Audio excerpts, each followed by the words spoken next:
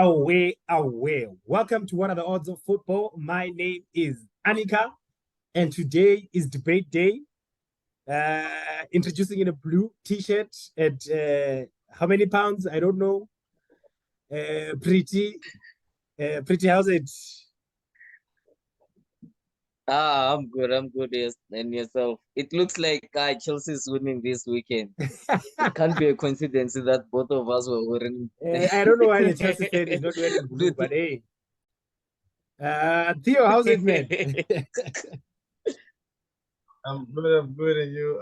Actually, I think me and Super we should be exchanging Yeah, shirts you because guys he's should have wearing my changed. blue, I'm wearing his You guys should have changed. Gentlemen, today we're not pulling any The punches. combination is Barca. Exactly. We're together. We're together. So today, gentlemen, we are not pulling any punches. We were debating. I'm not gonna stop. Okay, I'm gonna stop. Obviously, people. We were gonna give each other a chance. I'm the referee. I'm gonna come in the middle, but I'm also gonna join the debate. Of course, I'm not gonna be quiet. But firstly, let's just discuss some results since the last time we were on the channel. Pretty, you lied to me and you said Liverpool away lose. Oh, they won. They won in the FA.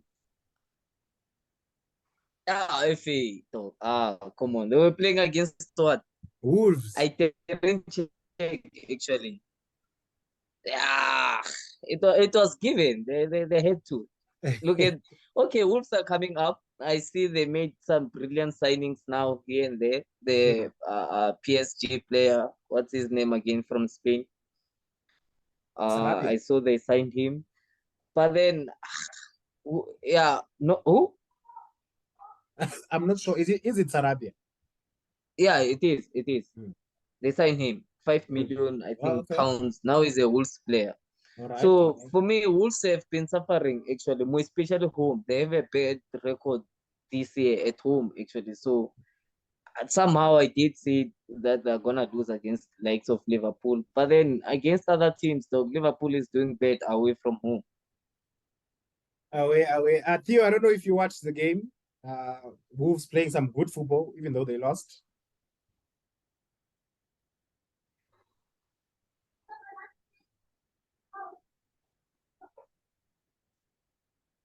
Is he I lost? Yeah, he was muted. actually. Yeah, I didn't really watch the game. I tried and then I checked out, to be honest. Yeah, actually, I can't say anything on it, but I did really say Liverpool will win. So yeah, I'll let it like that.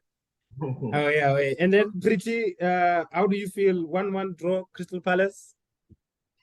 It was a tough game. It was a really tough game. But as like what he tried to explain, Ten Hag, why he played likes of Casemiro actually during that game. Any game in the Premier League, it's a crucial game actually. That's why I always say that you can't predict the Premier League actually. You can't predict that league.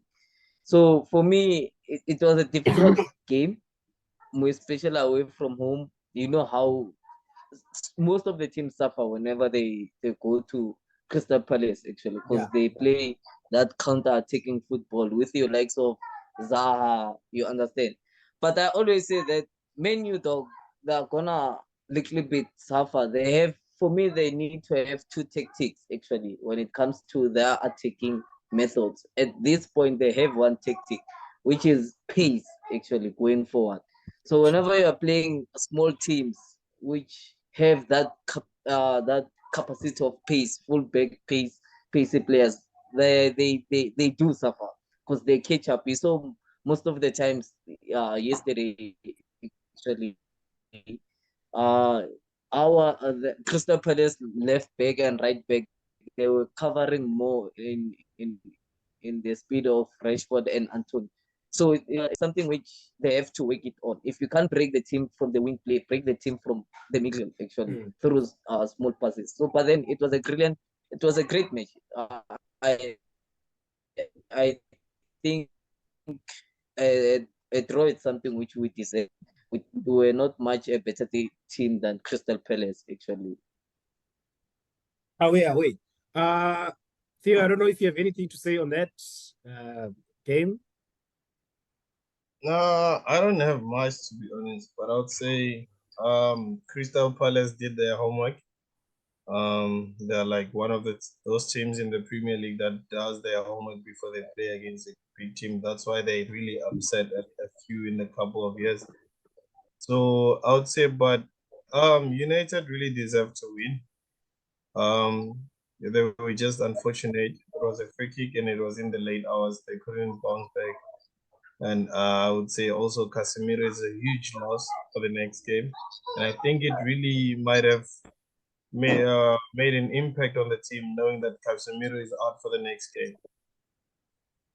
I will definitely see that against Arsenal. We'll see if it's a big miss and who's gonna slot in there. We did beat them without Casemiro, so Okay. it was the tactic.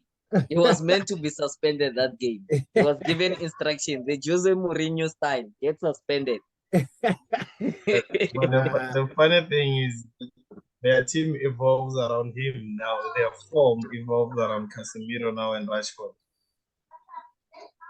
So how can you say you're happy when you lost your talisman going to a crucial game? He's not our talisman. Yeah, it does bring that effort in the team, but it's a team effort if you look at it. If you could check them and how the team is playing. Casemiro, he played one of, I think there was a game, Anik, I think I did watch it with you, the 2-1 win against Aston Villa. I think it was 2-1 or 3-1. He was having a terrible game. He was having a bad game. He does have games whereby he can pass well and then he's defending his bad. So I can't say that the team really it's about him specifically, but it's a team effort, especially more like yesterday. If you saw the game, we could saw that most of the players actually my pick player for yesterday's game actually it would be it's either Bruno Fernandes or the right back who's that boy the right back who wanted to serve. Yes, he had a beautiful game. If I can, don't you think against a team like Arsenal, that's where you would need a player like Casemiro, still, especially with the football that they play.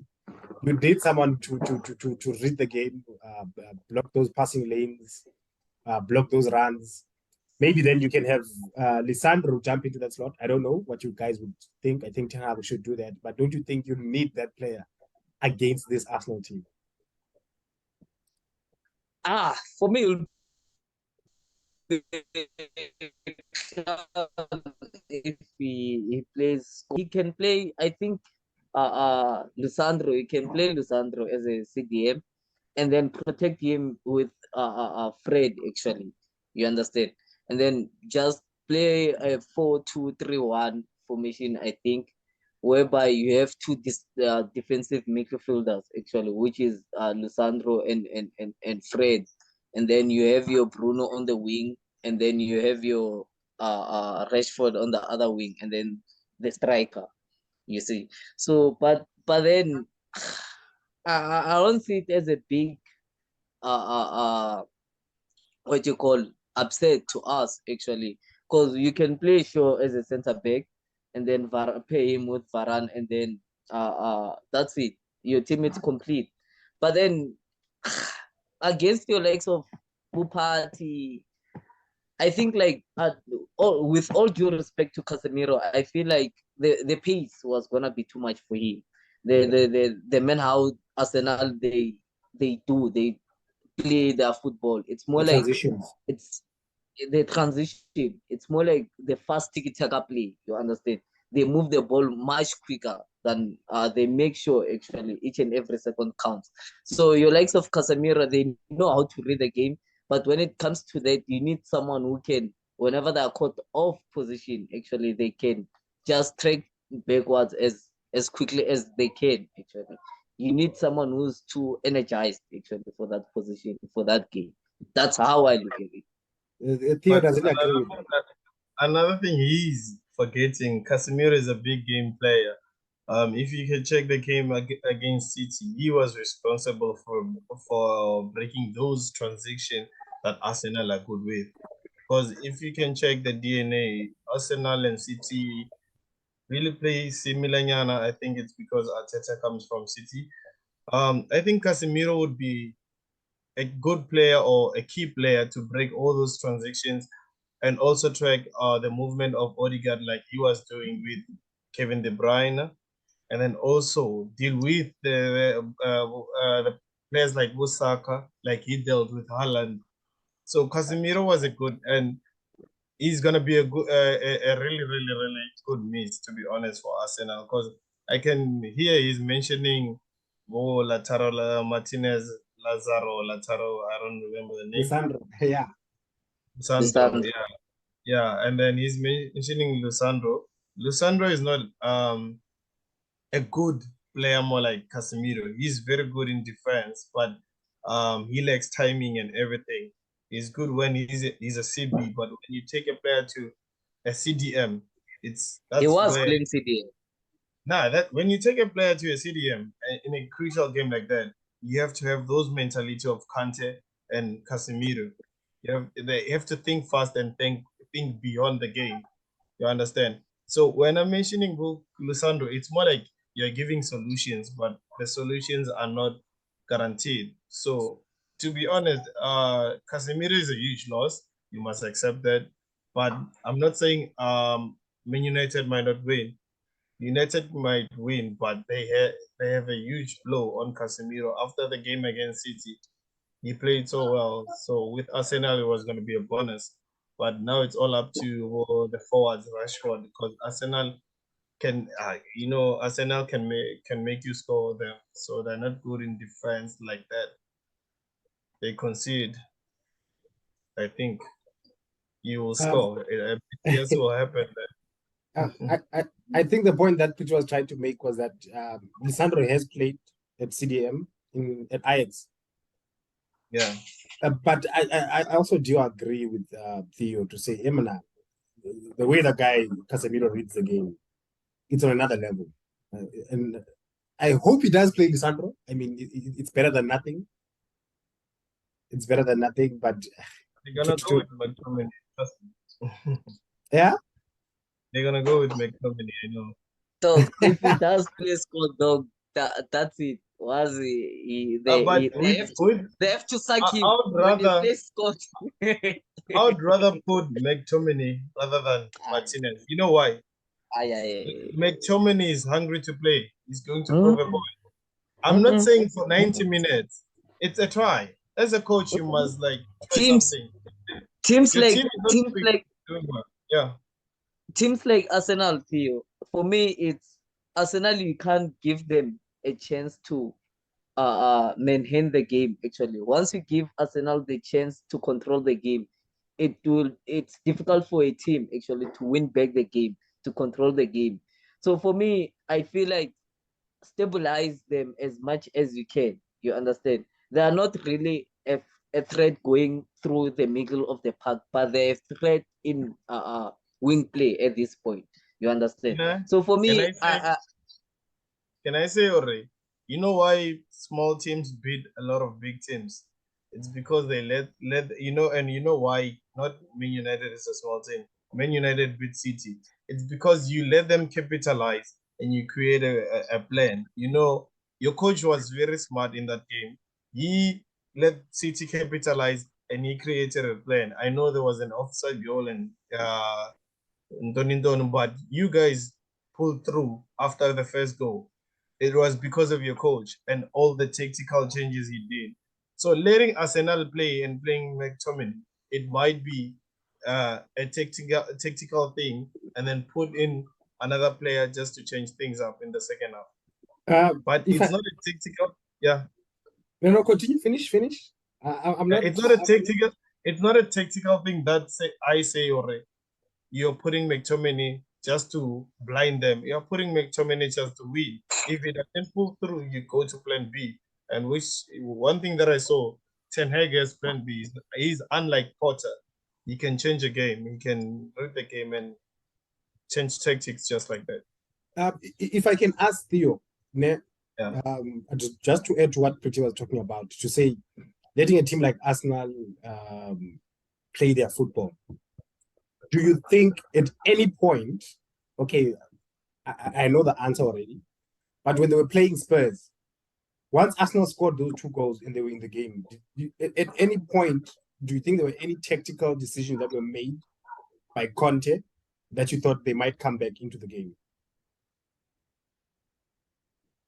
Yeah, I think didn't Kulusevski come in as a sub? Yeah. He did, right? Yeah, you Hence I see, said, bringing him, yeah, him bringing Kulusevski on, it was more like a tactical thing because they were using him more than every player on the pitch. If you could see, they were using his pace, capitalizing on his skill. He was taking those players on, Harry Kane taking runs and everything, and they missed more chances during that first 20 minutes because of him. So I'm talking about those tactical changes, but I'm not saying you can be fortunate with it because Antonio Conte wasn't fortunate with it. Yeah. He lost, and it wasn't intentional on his side. That's the thing, and I'm not saying it was gonna be intentional on there. On my side, it was gonna be intentional putting McTominay. So I say it can backfire, to be honest, but you can also win with it. Because to me, McTominay is a good player, but he's hungry to play. He hasn't played. Yeah, He's why? really hungry to play. Yeah, so if they put him and then they say, here's a chance, Casemiro is out. Show us what you can do when he's out. So are you saying you should start with okay, Pretty? For me, Arsenal to add on that thing, Arsenal, you can let them control the game actually. If there was a game, I think against Brighton, one thing about Arsenal, once they score 2 goals, they tell themselves, okay, you know what, we have this. We're done. Or you understand? So whenever you start to steal the game from them, they panic. It's like they start to have that panic attack. You saw it against the draw against Newcastle. At some point, they started to lose the game, and then they started to panic. Actually, Yeah. so also that thing happened against Brighton. I think they were leading 2-0, and then Brighton came back. It was 2-1, and then it went to 3-1, and then it became 3-2, and then 3-3 at some point, and then it got cancelled that goal actually of Brighton. You saw the manner how all the tactical team and the players inside the team, they were panicking. They didn't know what to do, how to manage the game actually, because it's a squad full of young players. You understand? They don't have that experience to know what they normally have to do whenever things are like this. So normally what I hear what Theo is saying, you can give them the game and then catch them in a panic attack actually. You understand? Try to play around the tactics. I get his point now. Try to play around the tactics and see if how they are gonna respond. But the issue which I have, you can't let them score first. If you let them score first, then there is an issue. You see, that's what I'm worried about. They can have the game and then you score first, you let them come to you, and then you score a second goal. Once you secure the second goal, that's it, you're done. So are we saying that you should start with McTominay? Then maybe throw in Lisandro or the other way around, because these are two tactics now. So we know how Arsenal play. We don't know how if Arteta is even going to change anything on the side. If you start with a McTominay, you're going to get he's going to try and dominate the midfield physically. I don't know if he'll be able to do that with Fred together against Partey and Odegaard, because that's McTominay for you. He's physical play mostly, or are you gonna go for that the guy who's gonna try and block those passes? You let him play for some time until you're like, okay, now I need a physical guy in the midfield. We're tired of being bullied. Who does he start? I think if that's the case, I'll prefer him to bench the since who's that boy who's injured, Martial, since he's injured, you can play Rashford as a striker, and then Garnacho on the left, and then start Scott as your CDM, and then pay him with, obviously Eriksen does track back, but he's not really that good in defense in when it comes to defending. So it's Varane and Luke Shaw as your center backs. bench Martinez for that game. Bench him, and then because you know that the manner how Arsenal they counter press you whenever Yeah. you have the ball. You need Mm. a pacey player who's gonna track back quickly and cover your defense. You understand? So I feel like for me I wouldn't start. I would rather play four midfield players. I will play both Fred, Scott, Bruno, and who you call Eriksen. Sharp. Have two defensive midfielders. Fred does bring that energy. He's not really that physically, but he brings that energy in the team. He will Sharp. track back, and if there is a case whereby Scott he doesn't have that pace. Whenever Scott is caught on position, the issue which I have with Scott, he has that physical ability, but he doesn't have uh, uh, uh, uh, he doesn't know how to really read the game. And Arsenal, Yeah. the team whereby they know how to they play fast football. So you need someone who can quickly activate his mind. Okay, this is the situation now. I have to go this, I have to go there. Scott is always caught off position. That's his issue. But whenever he's one-on-one with a player or he has to intercept the ball, he knows where to be. But whenever he's caught off position, he doesn't know where to go and what to do. He panics and whenever he's off position. You know what I'm also worried about? Um, Why am I thinking that if Scott starts, you guys might get a red card? That's the issue. Because That's the I remember that game, the first game, the first leg, the man was kicking everyone on the field. And then his team player, Maguire, jumped in and also kicked. First touch of the ball was to kick someone. So I'm worried about that part. But again, it depends on the referee. I think if you're a referee, I mean, if you're a coach, if you're Ten Hag, or even a Teta, you look at the referee, you know the style. I know this guy, this referee doesn't give a lot of yellow cards, or I know this referee loves loves yellow cards. Then you decide what you're gonna do. And the issue now about the referees, the issue about the Premier League, which I normally say, it's that thing with after the accident of the offside, actually, they intend to make it look like, okay, now we have to make it up for that situation. So it And must be also against we're away United. from, not really, Yeah, but yeah. also for that, I'm not saying in a yeah, but the fraud way. decisions are gonna be biased somehow at Yeah. some point. And I mean, More especially, sorry to disturb you. We can also say that even in that first leg, okay. that first leg of Arsenal, the referee was a bit unfair on some of You the. see, You the home understand? team. Yeah. Yeah. That's what I always say. The team which is home, they have more advantage than the team which is away from home in the Premier League. That's how I see it always. That's why most of the teams there they do very well home actually. I don't know if you did listen to his post match interview yesterday, actually, Ten Hag. So that's one of the things I noticed. He was like, uh, uh, I always tell my players that they have to score as many goals as possible so that we can win the game, so that we don't depend on the referee and the VAR, because it's difficult whenever you're away from home. You Mm. understand? So Mm. it does tell that they know also that whenever you're away from home, it's difficult to win certain decisions actually, because there are also human beings, referees. They're afraid if I thought that whenever I leave the stadium, there's gonna be an issue here. You understand? That's me. So that's how I see it. That's how I see it. Theo, any last thoughts? I actually want to check who's gonna. Okay, I don't know if I'll check, but I'll see. Check who the ref is gonna be.